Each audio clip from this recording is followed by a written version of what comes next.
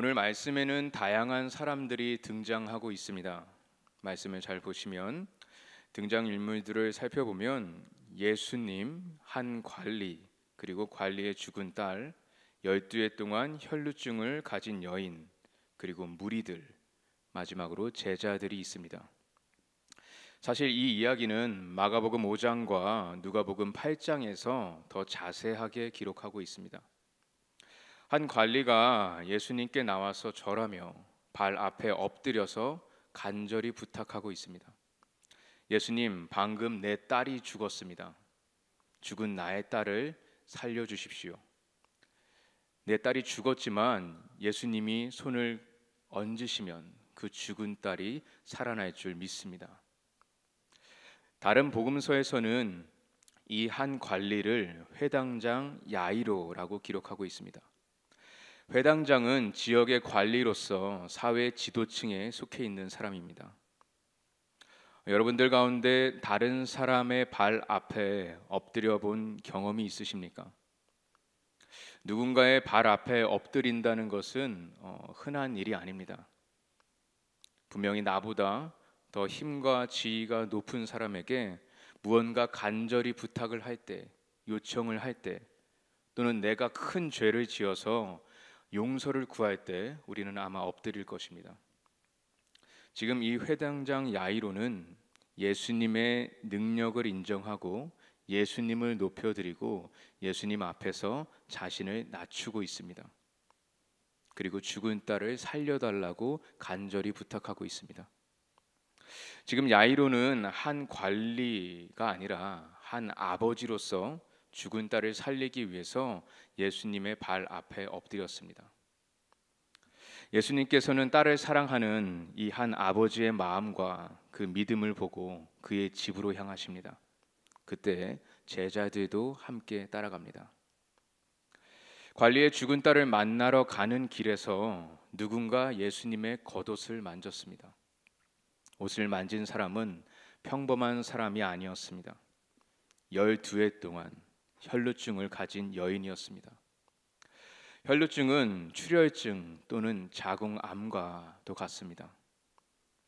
혈루증을 가진 여인을 한번 상상해 보십시오.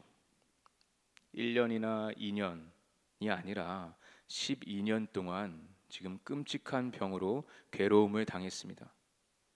치료를 받기 위해서 아마도 많은 의사들을 찾아다녔을지도 모릅니다. 가지고 있던 모든 재산을 병원비로 다 허비했을 것입니다. 하지만 그 병이 낫지 않고 오히려 더 심해졌습니다. 그래서 지금까지도 괴로워하며 죽어가고 있습니다. 여인은 예수님의 겉옷만 만져도 자신의 병이 나을 것이라고 생각했습니다. 여인은 마음으로 믿고 예수님을 향해 오늘 움직였습니다. 사람들 사이에 숨어서 무리 가운데 조용히 예수님의 뒤를 따르다가 그분의 옷을 만집니다. 우리가 이 장면을 생각할 때 그 여인은 지금 목숨을 건 아주 용기를 낸 행동이었습니다. 율법적으로 혈루증을 가진 여인은 부정한 자였습니다. 레위기 15장에서는 유출병을 가진 사람을 부정한 자로 여기고 그에 대한 대처법으로 종교적으로 사회적으로 제한을 두고 격리시켰습니다. 여인의 병은 단순히 개인의 육체적인 문제뿐만이 아니었습니다. 그것은 사회적으로 종교적으로 아주 복잡한 문제였습니다. 만일 이 여자가 다른 사람과 접촉을 하거나 다른 사람의 옷을 만졌다면 그 여인과 접촉한 사람은 모든 사람은 율법에 따라 부정하게 여겼습니다.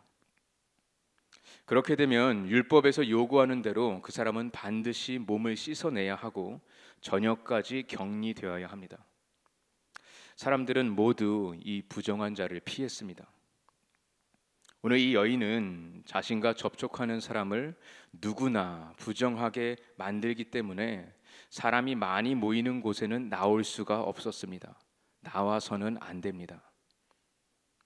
율법 아래서 엄격한 유대 사회에서 이 여인은 부정한 존재로서 철저하게 격리된 삶을 살아야만 했습니다. 하지만 오늘 이 여인은 예수님이라면 자신의 병을 치료할 수 있다고 믿고 간절히 믿고 오늘 예수님을 만나려고 용기를 내서 사람들 사이에 숨어서 예수님을 쫓아갑니다. 마침내 예수님의 겉옷을 이 여인이 만졌습니다. 그 순간에 혈루증이 사라집니다. 지난 12년 동안 자신을 괴롭히던 그 질병이 그 자리에서 한순간에 깨끗하게 치유되고 회복되는 것을 이 여인 스스로가 가장 잘 알았습니다. 평생의 기도 제목이 이루어졌습니다.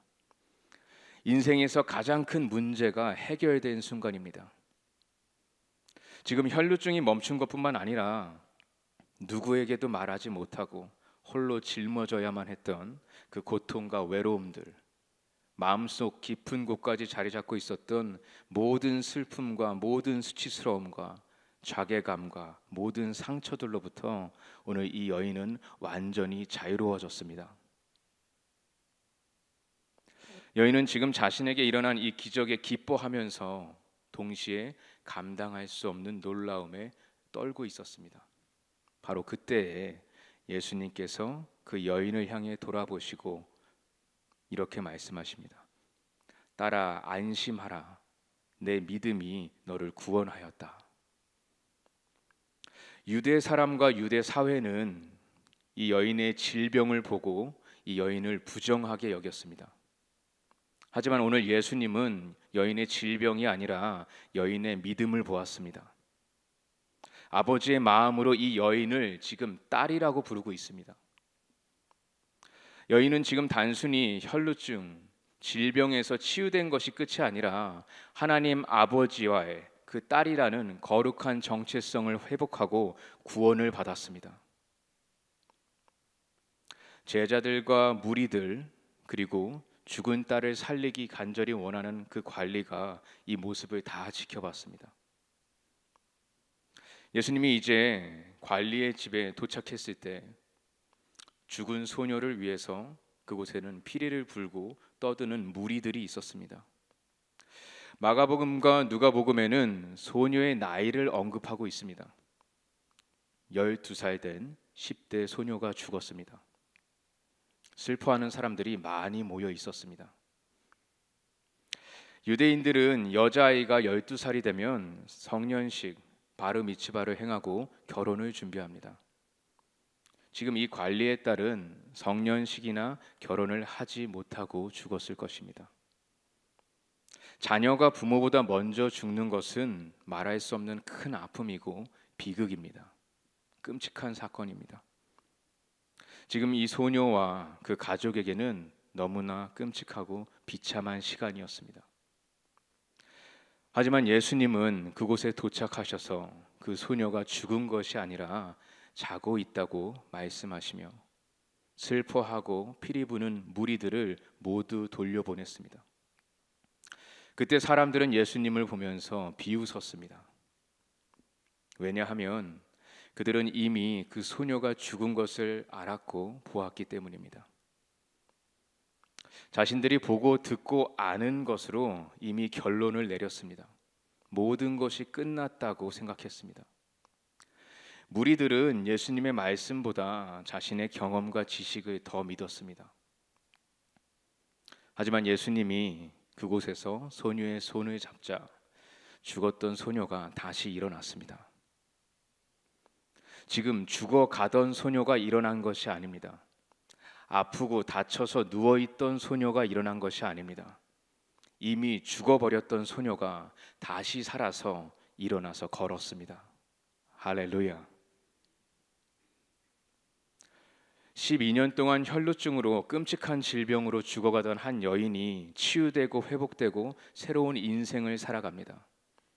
죽었던 12살 한 소녀가 다시 살아나면서 새로운 생명을 가졌습니다. 이 놀라운 기적은 그들이 모두 예수님을 만났기 때문입니다. 예수님을 향한 믿음이 있었기 때문입니다. 오늘 말씀 속에서 우리는 완전한 치료자이시고 유일한 구원자이신 예수님을 통해서 우리를 향하신 하나님 아버지의 마음을 발견할 수가 있습니다. 하나님 아버지는 그분의 자녀들에게 슬픔이 아니라 기쁨을, 죽음이 아니라 생명을 주십니다. 그의 자녀들을 구원하기를 간절히 원하십니다. 영원한 기쁨과 생명은 오직 예수 그리스도를 믿음으로 주어지는 하나님의 선물입니다. 여인에게서 혈루증을 깨끗이 한 것은 어떤 특별한 약이나 의사가 아니었습니다. 종교적인 의식이나 율법을 잘 지켜서가 아닙니다. 예수님을 향한 믿음이었습니다. 예수님이 나의 병을 치유할 수 있다고 마음으로 믿고 사람들 사이를 뚫고 예수님의 뒤를 쫓아가서 그분의 겉옷을 만진 여인의 행동은 예수님을 향한 믿음에서부터 시작했습니다. 이 한 여인의 간절한 믿음을 보신 예수님은 가던 길을 멈추셨고 여인을 향하여 돌이키시고 여인의 눈을 보시며 분명하게 말씀하셨습니다. 딸아, 안심하라. 내 믿음이 너를 구원하였다. 예수님은 믿음을 보시고 오랜 질병으로부터 한 여인을 고치시고 구원하셨습니다. 또한 이미 죽었다고, 너무 늦었다고 모두가 포기하고 비웃었을 때 예수님을 향한 믿음을 가진 한 사람, 한 아버지의 그 믿음을 보시고 죽은 딸을 살리셨습니다. 예수님께서 한 여인의 질병과 한 소녀의 죽음의 문제를 완전히 해결하신 것처럼 우리 모두가 가진 근본적인 문제, 바로 죄의 문제를 해결하신 줄 믿습니다. 예수님의 이름을 믿는 모든 사람에게는 하나님의 자녀가 되는 권세를 주셨습니다. 성경은 우리에게 분명히 말하고 있습니다. 영접하는 자, 곧 그 이름을 믿는 자들에게는 하나님의 자녀가 되는 권세를 주셨으니 이는 혈통으로나 육정으로나 사람의 뜻으로 나지 아니하고 오직 하나님께로부터 난 자들이니라. 아멘. 요한복음 1장에서 기록하고 있습니다. 하나님 아버지의 마음은 우리가 완벽하고 우리가 무언가 많은 일을 하고 우리가 그분을 잘 섬기기 때문에 우리를 아들과 딸로 여기시는 것이 아닙니다. 전적으로 하나님의 은혜로 예수 그리스도를 믿음으로 죄인이었던 우리를 자녀로 부르셨습니다. 자녀로 만드셨습니다. 우리를 향한 하나님 아버지의 그 사랑에는 조건이 없습니다. 우리는 아버지의 그 무조건적인 사랑을 받을 자격이 없지만 자격 없는 우리에게 그 사랑을 주셨습니다. 우리가 아직 죄인 되었을 때 그리스도께서 우리를 위하여 죽으심으로 하나님께서 우리에 대한 자기의 사랑을 확증하셨느니라. 아멘. 아버지께서 우리를 죄와 죽음으로부터 자유롭게 하셨습니다. 하나님의 자녀로서 우리는 더 이상 죄와 죽음에 대한 두려움 속에서 살 필요가 없습니다. 자녀들은 아버지의 품 안에서 가장 안전합니다. 우리를 푸른 초장으로 인도하시고 아버지의 강한 손으로 우리를 붙드시고 돌보십니다. 우리는 모두 양 같아서 항상 넘어지고 항상 빠지고 흔들리고 두려워하지만 오늘도 우리의 아버지 되시는 주님이 우리 안에 거하시며 우리가 누구인지를 분명하게 가르쳐 주시고 우리를 다시 한번 강하게 붙드시는 줄 믿습니다. 성령이 친히 우리의 영과 더불어 우리가 하나님의 자녀인 것을 증언하시나니 자녀이면 또한 상속자 곧 하나님의 상속자요 그리스도와 함께한 상속자니 우리가 그와 함께 영광을 받기 위하여 고난도 함께 받아야 할 것이니라. 아멘. 로마서 8장에서 기록하고 있습니다. 아버지의 약속 안에서 우리의 영혼이 평안합니다. 우리의 모든 걱정과 문제를 아버지께 맡기고 모든 두려움을 다 내려놓고 그 아버지를 완전히 신뢰하고 의지할 수가 있습니다. 우리는 확실히 하나님의 자녀이기 때문에 항상 하나님 아버지와 함께하고 가장 안전할 수가 있습니다. 하나님과 우리의 관계를 분명히 알면 아버지가 자녀를 위해 계획하고 부르신 그 삶을 살아갈 수가 있습니다. 하나님은 끊임없이 우리를 얼마나 사랑하시는지 아버지의 마음을 우리에게 나타내기를 원하십니다. 오늘 우리에게 아버지의 마음을 말하고 보여주기를 원하십니다. 우리를 향하신 하나님 아버지의 마음을 온전히 알고 누리고 나누는 우리 모두가 되기를 예수님의 이름으로 축원합니다. 오늘 말씀 속에서 12년 동안 혈루증 앓던 여인과 12살에 죽었다 다시 살아난 그 소녀를 보면서 12년이라는 숫자를 생각하게 했습니다. 12년 전에도 우리 앞에는 여러 가지 문제들이 있었을 것입니다. 하지만 그 문제들이 계속 우리를 붙잡거나 힘들게 하지 못했습니다. 그것들이 다 지나갔습니다. 오늘 우리는 이 자리에서 모여서 다시 한번 예배하고 있고 다시 한번 하나님 아버지를 찾고 있습니다. 사랑하는 성도 여러분, 어떤 문제와 고난 속에서도 우리를 향하신 그 하나님 아버지의 마음을 기억하시기를 바랍니다. 아버지께서 우리를 위해서 행하신 일들을 잊어버리지 마시기를 바랍니다. 딸아 안심하라, 내 믿음이 너를 구원하였다. 아들아 안심하라, 내 믿음이 너를 구원하였다. 예수님께서 오늘 우리 모두에게 하시는 말씀인 줄 믿습니다. 앞으로 어떤 환난과 고난이 닥쳐와도 우리는 걱정하고 두려워하는 것이 아니라 먼저 우리를 향하신 하나님 아버지의 마음을 생각하고 끝까지 그 아버지를 의지하고 신뢰하며 의심이 아니라 믿음으로 살아가는 우리 모두가 되기를 축복합니다. 12년 후 우리의 모습은 어떤 모습일까요? 여러분은 어떤 모습을 기대하십니까? 아버지의 사랑 안에서 아버지와 함께 더 가까이 친밀하게 동행하며 얼마나 영광스러운 모습으로 우리가 살아가고 있을까요? 우리를 사랑하시고 구원하신 그 하나님 아버지를 끝까지 신뢰하고 의지하며 살아가는 우리 모두가 되기를 예수님의 이름으로 축원합니다.